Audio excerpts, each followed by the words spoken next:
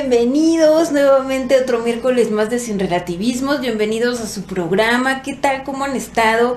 ¿Qué cosa con los calores, verdad? La verdad es que todos estamos asfixiándonos con esta ola de calor, pero creo que la próxima semana ya va a bajar un poco, aunque en julio creo que otra vez va a empezar esta onda de calor. Entonces a hidratarnos súper bien, a tener ventilador y todo. ¿Y qué tal? ¿Cómo han estado? ¿Cómo les ha tratado esta semana? Hoy es miércoles 21 de junio, 11 de la mañana aproximadamente.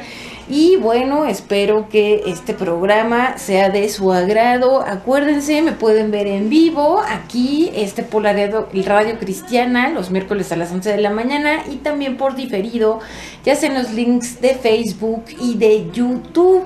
Así me pueden buscar, igual en mi canal de YouTube, Sin Relativismo Oficial, me pueden buscar ahí también. Y bueno, ¿se acuerdan que la semana antepasada empecé a hablar de la palabra de Dios? De la palabra de Dios, cómo es que Dios habla, Dios sigue hablando. Recordemos que vimos la parte que Dios nos habla de manera personal, luego también habla a través de otras personas y habla a través de su palabra. Entonces hoy justamente vamos a seguir viendo este tema. El día de hoy vamos a hablar del canon bíblico. ¿Qué es el canon? ¿Por qué esos libros son específicamente los que están en la Biblia contenidos? Ahorita vamos a hablar del Antiguo Testamento y el próximo miércoles vamos a hablar del Nuevo Testamento. ¿Quiénes eligieron esos libros para ser incluidos en la Biblia? ¿Por qué tenemos que seguirlos? ¿Por qué sabemos que realmente es la palabra de Dios? ¿No? Que realmente, pues bueno, es una duda completamente genuina para cristianos y no cristianos, y claro que, pero por supuesto que tiene una respuesta muy bien fundamentada. Entonces, ¿qué les parece si me acompañan en este video de introducción y comenzamos?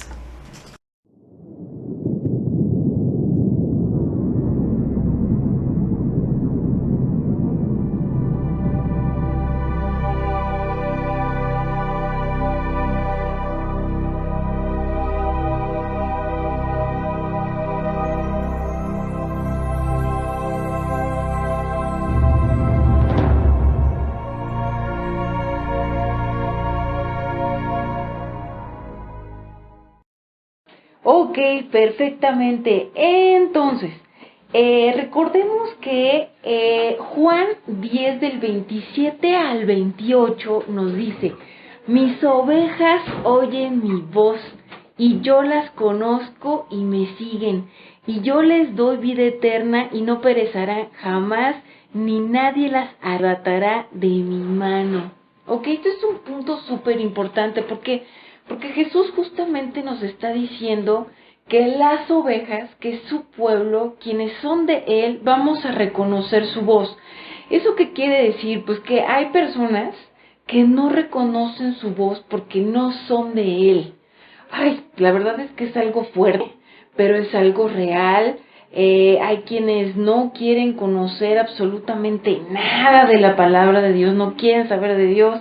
No, nada de Dios. Algunos de ellos aún son de Dios y eventualmente van a escuchar, y algunos de plano definitivamente su corazón puede estar tan calloso o tan con cosas ahí entenebrecido que no van a escuchar su voz. Pero el Señor nos dice que aquellos que somos suyos vamos a escuchar de Él. Entonces es un reconocimiento mutuo, como lo hablaba hace dos programitas la semana antepasada. El escuchar la voz de Dios, el saber que es verdadero, el reconocer su palabra, su verdad, tanto personalmente como a través de otros y como a través de su palabra, tiene el fundamento, la relación que tengamos con Él. Si no tenemos una relación directa, íntima con Él, va a ser un poco difícil que escuchemos su voz. Por eso el Señor está diciendo que mis ovejas oyen mi voz. ¿Y qué les parece? ¿Me acompañan a orar? A poner este tiempo, este programa en las manos del Señor. Bendito Padre Celestial, gracias por esta oportunidad, un programa más, Señor, un programa tuyo, este es tu espacio, este es tu tiempo, este es tu lugar, bendito Padre Celestial. Y en esta hora clamamos a ti, bendito Dios, para que tú nos reveles en nuestro corazón y en nuestro entendimiento pueda ser abierto, Padre Santo, para entender la verdad de tu palabra, la revelación de tu palabra escrita, la revelación del milagro hermoso que es la Biblia, que hoy tenemos a la mano. Señor, es solamente más se basta comprarla, Señor. Te damos gracias. Gracias, Señor, por este regalo hermoso que es tu palabra, que es la Biblia. Palabra de Dios. Te damos gracias, Señor, en el nombre de tu Hijo Jesús. Amén. Bueno, pues recordemos que es el canon. El canon es la lista de todos los libros que pertenecen a la Biblia. Eso es el canon. Todos los libros que pertenecen a la Biblia. Eso quiere decir que son las palabras escritas de Dios, que justamente es lo que veíamos también la vez pasada. El canon es la colección de palabras de Dios de manera escrita. Y como les decía, vamos a ver ahorita lo que corresponde al Antiguo Testamento. Para esto vamos a ver un videíto. Este videíto es una introducción solamente a lo que es el Antiguo Testamento y cuáles son las similitudes entre el Antiguo Testamento de las Biblias protestantes, porque las Biblias católicas tienen otro tipo de libros que ahorita voy a tocar acerca de ellos, y el Tanaj judío, que también voy a hablar acerca de lo que es el Tanaj. Entonces, ¿cuáles son las similitudes? ¿Cómo es que estos libros se empezaron a producir? ¿Y cómo es que las palabras de Dios bajaron a estar en forma escrita? Entonces, vamos a ver el siguiente video. Si abres una Biblia cristiana protestante y miras el índice, notarás que los primeros 3/4 son una colección llamada el Antiguo Testamento. Si miras la lista de libros, verás que está formada por 39 obras más pequeñas que se agrupan en 4 secciones principales. Las primeras 5 son llamadas el Pentateuco, seguidas de los libros históricos, luego los libros poéticos y finalmente los libros de los profetas. Ahora, eso parece bastante simple, pero en realidad es mucho más complicado e interesante. Este orden de libros en un solo volumen llamado Antiguo Testamento es una tradición cristiana tardía que se desarrolló después de Jesús y los apóstoles. En la antigua tradición judía, estas obras estaban todas en rollos separados y se concebían como parte de una colección unificada en 3 partes llamada Tanakh. Es un acrónimo hebreo para Torah, que significa instrucción, Nevi'im, que significa profetas, y Ketuvim, que significa escritos. Ese Tanakh tiene los mismos libros que el Antiguo Testamento protestante, pero en un orden diferente. La Torá corresponde al Pentateuco, pero los profetas consisten de 4 libros históricos narrativos y luego 15 obras que reciben su nombre a partir de profetas específicos. Después siguen los escritos, una diversa colección de textos narrativos y poéticos. Ahora, este diseño en 3 partes es muy antiguo. Es referido en los textos judíos antiguos, como en los rollos del Mar Muerto, el libro de Sirásida, e incluso Jesús de Nazaret lo mencionó. Y eso es porque esta forma en 3 partes está entretejida en los mismos rollos. Si pones atención, descubrirás que cada rollo ha sido coordinado mediante referencias cruzadas que unen cada obra a la colección en 3 partes. Entonces, ¿quién juntó todos estos rollos? Fue un proceso largo. Algunos de los contribuyentes famosos son nombrados como Moisés y David, pero la mayoría de los autores permanecen anónimos. En la Biblia son llamados simplemente escribas o profetas. Estos rollos tomaron forma a través de la historia de Israel, conforme las generaciones de escribas proféticos reunieron historias y poemas más tempranos y los integraron en composiciones más grandes, y eventualmente moldearon todo este material en una librería unificada de rollos, el Tanakh. Es claro, a partir de los textos en los Salmos y los Profetas, que estos escribas proféticos creían que el Espíritu de Dios los estaba guiando a lo largo de todo este proceso, que a través de estas palabras humanas Dios le habla a su pueblo. Esta es la razón por la que atesoraban estos textos, estudiándolos y componiendo una colección unificada. No sabemos cuándo exactamente fue terminado el proceso, pero fue en algún momento en los últimos siglos antes del tiempo de Jesús. Es su forma final. El Tanakh ofrece una interpretación profética de la historia de Israel que dice revelar los propósitos de Dios para rescatar a todo el mundo. Y aunque no podemos hacer justicia a la colección entera en solo un video, es útil que hagamos un repaso general de lo que tratan estos rollos. Ok, pues eso realmente es súper importante, ¿verdad? O sea, la verdad es que está bien padre el conocer cómo se empezaron a hacer estos libros. ¿Y por qué? Porque es súper importante, porque realmente a partir de ahí estamos nutriendo nuestra vida espiritual. O sea, se hace cierto lo que dice Moisés en Deuteronomio 32:47, y lo voy a leer en Nueva Versión Internacional, que dice: porque no son palabras vanas para ustedes, sino que de ellas depende su vida. ¡Wow! Por ellas vivirán mucho tiempo en el territorio que van a poseer al otro lado del Jordán.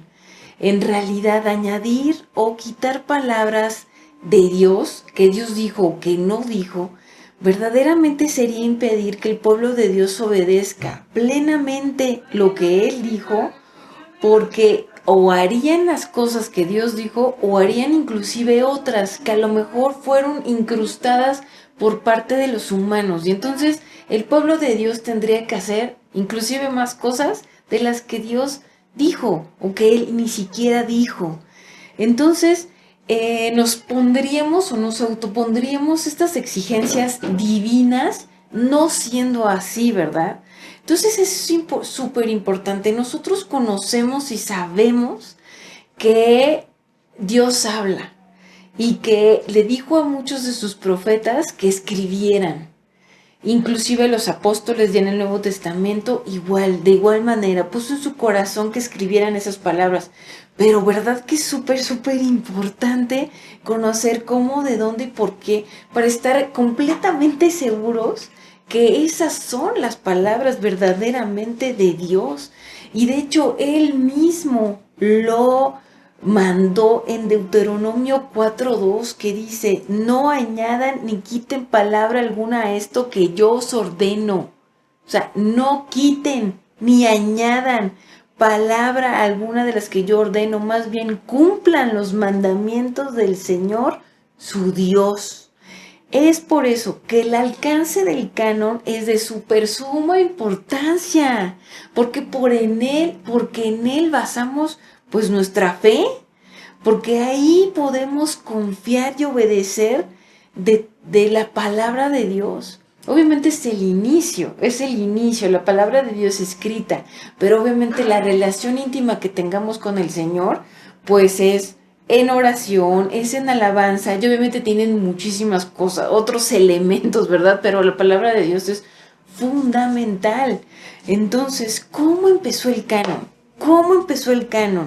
Y pues esto, como lo vimos la vez pasada, empezó desde los 10 mandamientos.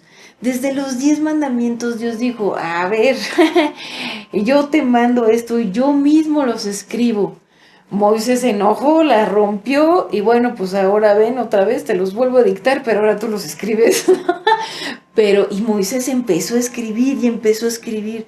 Entonces, vemos que la importancia de tener la palabra de Dios escrita es porque podemos fácilmente recordarla, ¿no? Si la estamos viendo, sabemos que no puede ser alterada fácilmente porque obviamente ya está escrita. Aún a pesar del tiempo es inalterable y aparte pues puede ser constatada por todo aquel que quiera, no por todo aquel que quiera. Las tablas fueron depositadas en el Arca de Pacto, recordemos esto. Moisés también escribió los 4 primeros libros del Antiguo Testamento y después de su muerte vemos que Josué también empezó a agregar textos a el libro que ya estaba, bueno, papiros que eran en ese entonces justamente que ya estaba escribiendo Moisés. Bueno, al principio eran piedra, después se escribían en pieles de animales y ya después fueron papiros, que justamente eso salen de la plantita de Egipto. Justamente el Nuevo Testamento sí ya fue escrito en papiro, el Antiguo Testamento no. El Antiguo Testamento no fue escrito en papiro como tal. Entonces, más adelante en el tiempo, los profetas eran los que adicionaban las palabras de Dios. Por ejemplo, en primera de Samuel 10:25 dice: a continuación, Samuel explicó al pueblo las leyes del reino y las escribió en un libro que depositó ante el Señor. Luego mandó que todos regresaran a sus casas. El Señor siempre mandaba que sus palabras se escribieran. Primera de Crónicas 29, del 29 al 30 dice: todos los hechos del rey David, desde el primero hasta el último, y lo que tiene que ver con su reinado y su poder y lo que le sucedió a él, a Israel y a los pueblos vecinos, están escritos en las crónicas del vidente Samuel, el profeta Natán y el vidente Gad.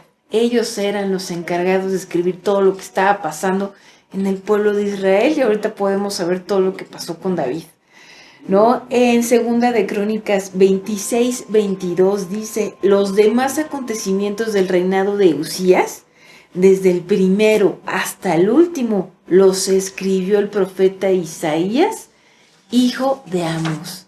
Eso quiere decir que los profetas eran los encargados de escribir. Había escribas, había videntes, como vimos, y eran los encargados de escribir todo lo que estaba pasando. El contenido del canon del Antiguo Testamento siguió hasta que las palabras de Dios cesaron.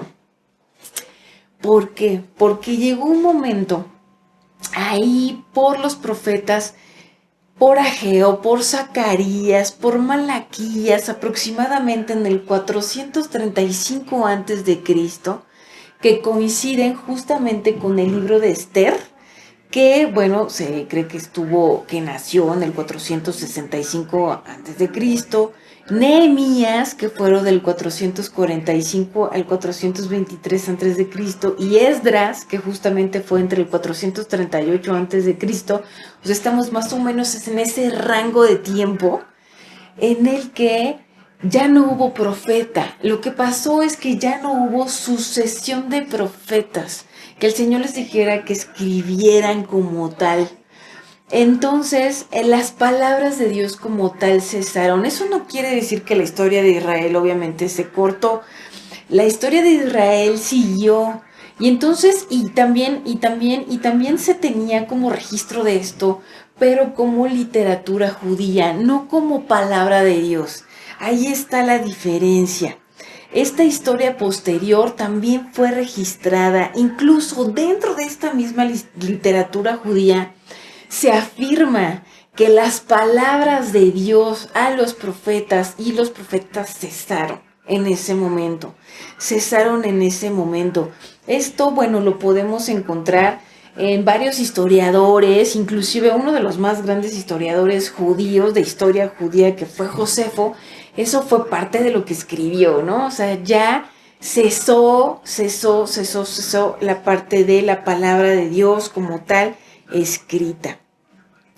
Esta colección de libros de inspiración de Dios, como lo vimos en el videíto anterior, está todo contenido en el Tanaj judío. El Tanaj es el Antiguo Testamento de las Biblias protestantes, como les decía, y son los mismos libros, son los mismitos libros del Tanaj.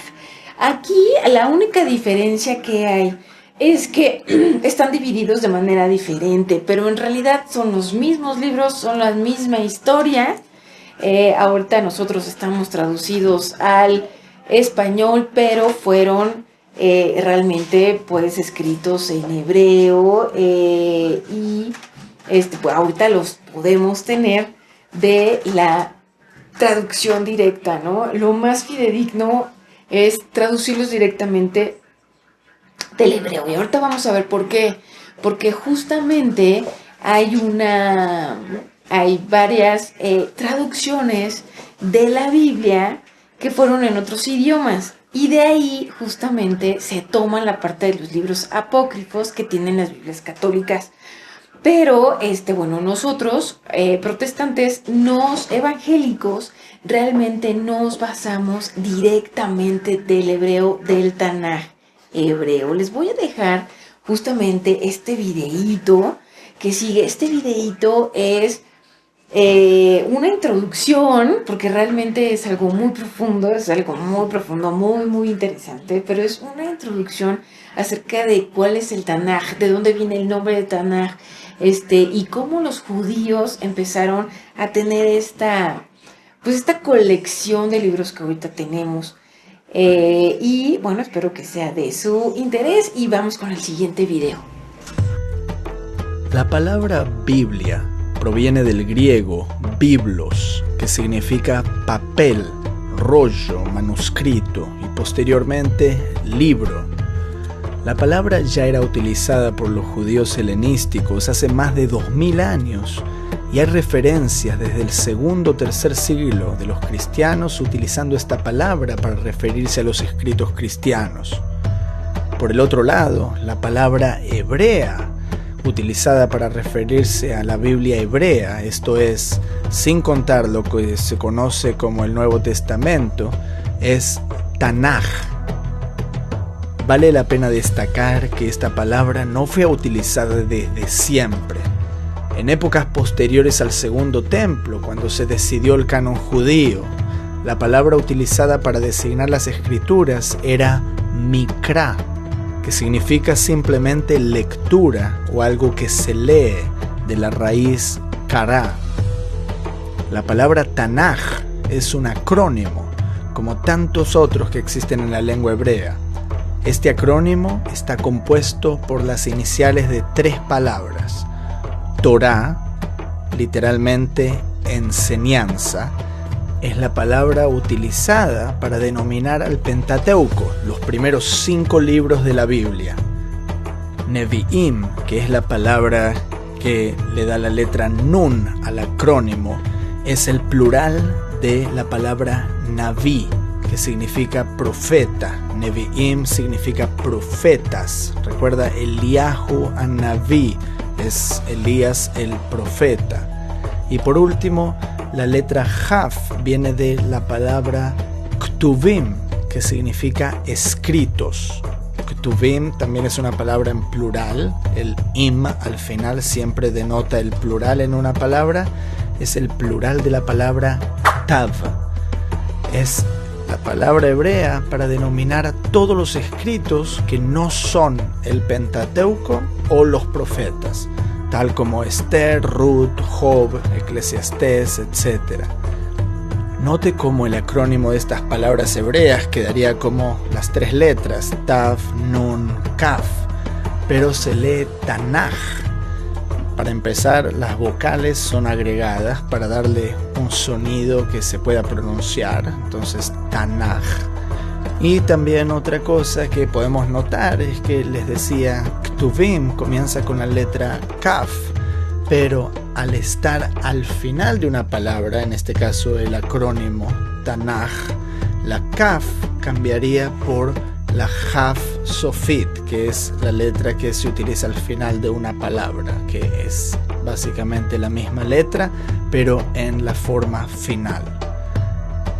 Recuerda, la Biblia cristiana contiene todo el Tanaj hebreo dentro suya, pero el Tanaj hebreo no contiene los escritos del primer siglo, sino que concluye con el profeta Malaquías, quien profetizó en la tierra de Israel hacia el año 420 antes de la era común, años después de Haggai, Hageo y Zacarías, los otros profetas menores que testificaron en Israel durante el período del Segundo Templo, luego de que gran parte del pueblo judío hubiese retornado de la cautividad babilónica.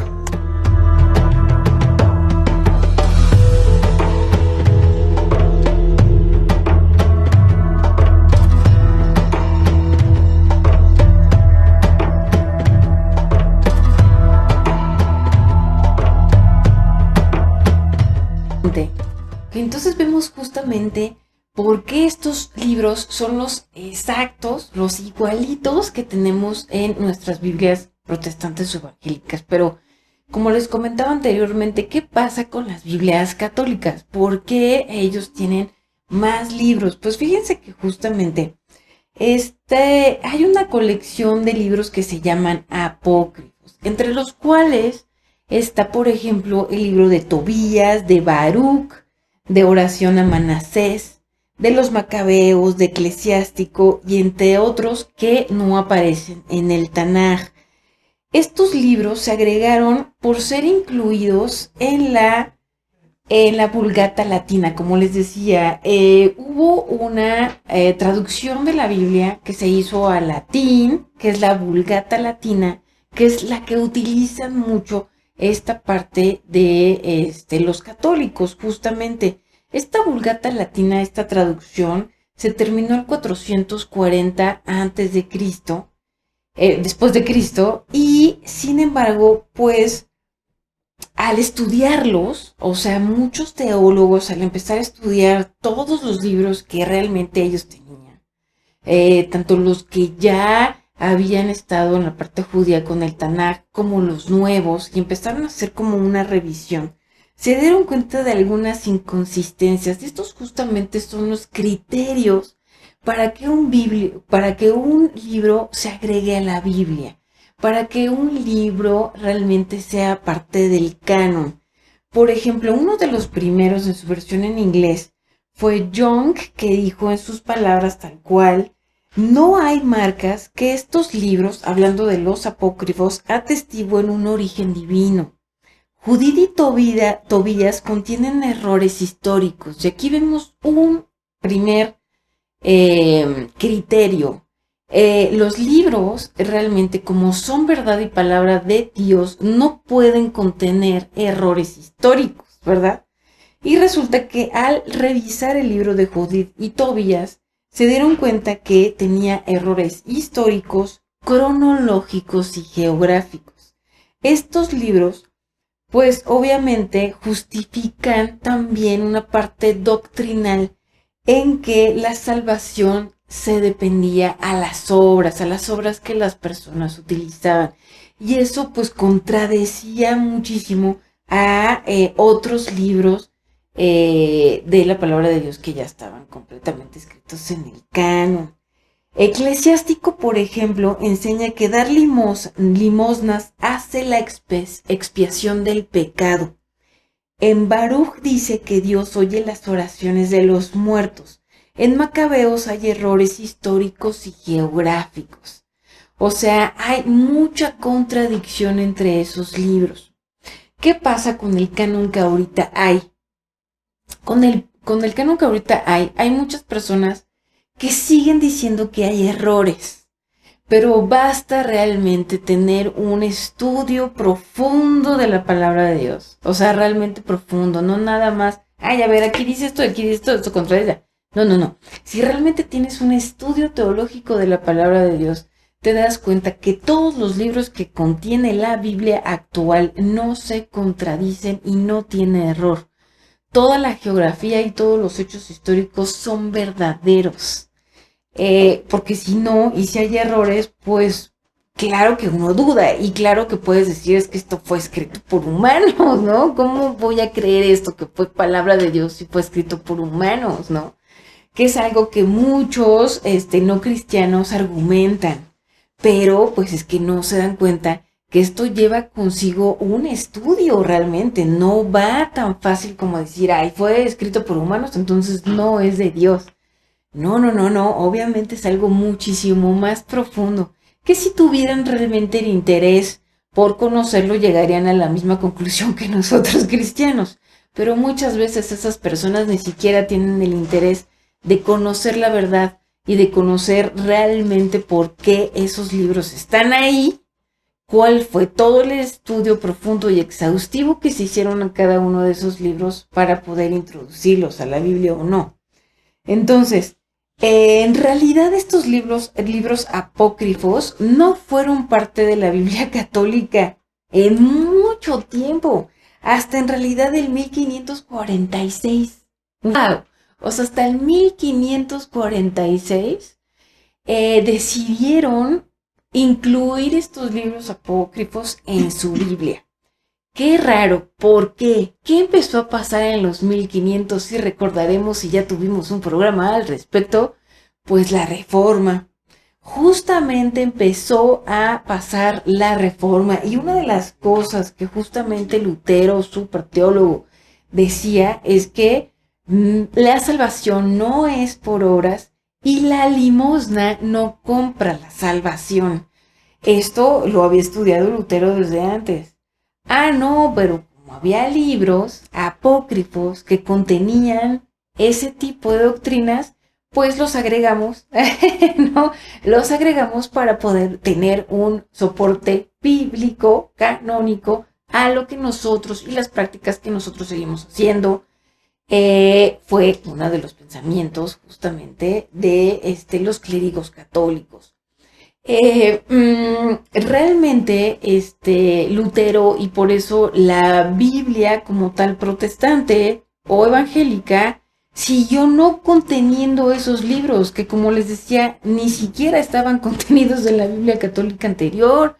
O sea, más bien lo que pasó con esta Biblia evangélica fue que no los incluyó.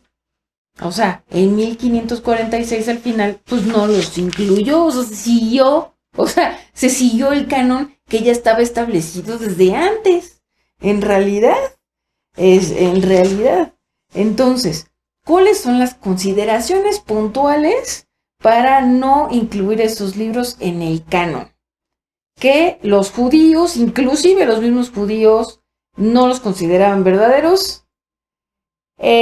Los apóstoles y Jesús ya en el Nuevo Testamento siempre se refirieron a libros del Antiguo Testamento, siempre. Es una historia continua y nunca se refirieron a los libros apócrifos, nunca. Contienen enseñanzas incongruentes con el resto de la Biblia y pues hay falsedad histórica y geográfica, no hay manera de decir que esto fue verdadero. Entonces la conclusión es que no fueron inspiradas por Dios. O sea, no es palabra de Dios. Sí puedes tomarlos en cuenta como literatura, porque obviamente hay mucha historia judía y como los macabeos y como este tipo de cosas. Y se puede tomar como literatura sin ningún problema, pero no como palabra de Dios. Ahí está la diferencia. Entonces, los libros incluidos en el Tanaj, está la evidencia de la inspiración divina. ¿Por qué? Porque las cosas que se profetizaron se cumplieron. Porque en verdad pasaron aún cientos de años de diferencia entre profecías y se cumplían. Por eso en este lapso tan grande en el que se escribió el Antiguo Testamento, aproximadamente de 1000 años, imagínense, 1000 años escritos por personas completamente diferentes, de contextos completamente diferentes, si bien todos judíos, de realidades completamente diferentes de 1000 años, con estratos sociales completamente diferentes. Sin embargo, se siente que es un solo contexto, que es una sola persona, ¿no? Que es una sola historia. Los lugares que se mencionan son reales. La historia, los reyes que se mencionan son reales y efectivamente corroborados con la historia universal, ¿no? De judía del mundo, ¿no? Universal completamente, inclusive sacándola del contexto espiritual, esta parte son hechos completamente históricos. O sea, el Tanaj se considera inclusive por no cristianos o no judíos como la historia de Israel. Como la historia del pueblo. Aquí lo importante es que hay evidencia de veracidad. Esto es lo súper importante. Hay evidencia de veracidad, que obviamente es un punto súper importante para reconocer que es palabra de Dios. Si no, pues ni para qué creerla, ¿no? Fue escrita en este periodo que les digo de 1000 años. Y lo más increíble es que Dios siga hablando así.